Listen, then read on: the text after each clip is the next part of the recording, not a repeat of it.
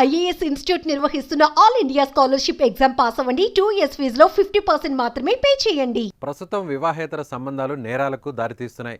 ప్రియుడి మోజులో భర్తను, ప్రియురాలి మోజులో భార్యను హత్య చేయడం ఎక్కువగా కనిపిస్తోంది. కేవలం పెద్దలు కుదిర్చిన పెళ్లిలోనే కాదు, ప్రేమ వివాహాల్లో కూడా ఇవి కామన్గా మారిపోయాయి. అక్రమ సంబంధాల కారణంగా కుటుంబాలు రోడ్డున పడుతున్నాయి. పిల్లలు అనాథలుగా మారుతున్నారు. ఇప్పుడు నంద్యాల జిల్లాలో కూడా అలాంటి ఘటనే చోటు చేసుకుంది.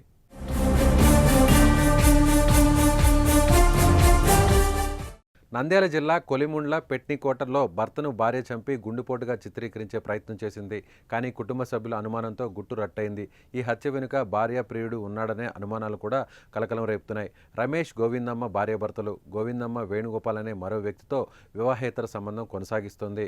గోవిందమ్మ అక్రమ సంబంధానికి భర్త రమేష్ అడ్డు వస్తున్నాడని ప్లాన్ ప్రకారం హత్య చేసినట్లు తెలుస్తోంది.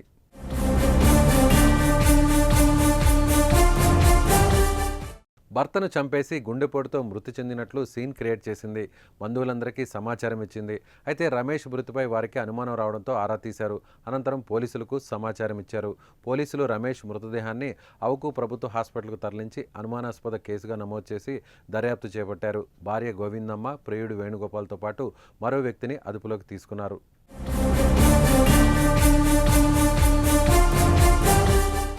రోజు ఎక్కడో ఓ చోట ఇలాంటివి బయటపడుతూనే ఉన్నాయి. చాలామంది కాపురాల్లో వివాహేతర సంబంధాలు చిచ్చు పెడుతూనే ఉన్నాయి.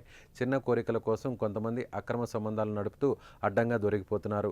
పెళ్లైన తర్వాత కూడా వేరే వారితో సంబంధాలు పెట్టుకుని పచ్చని కాపురాలను చెడగొట్టుకుంటున్నారు. పరాయి వ్యక్తి మోజులో పడి తమ కాపురాలను కూల్చేసుకుంటున్నారు. భర్త పరాయి మహిళతో, భార్య పరాయి వ్యక్తితో పెట్టుకుంటున్న వివాహేతర సంబంధాలతో మీ జీవితాలు చిన్నాభిన్నమై సమాజంలో గౌరవం లేకుండా పోయే అవకాశం ఉంటుంది. మరి మీరేమంటారో కామెంట్ చేయండి. ఈ ఎఫ్ఐఆర్ ఉండడం వల్ల మా బావను చంపింది. గోవిందమ్మ, మా బావ పేరు రమేష్.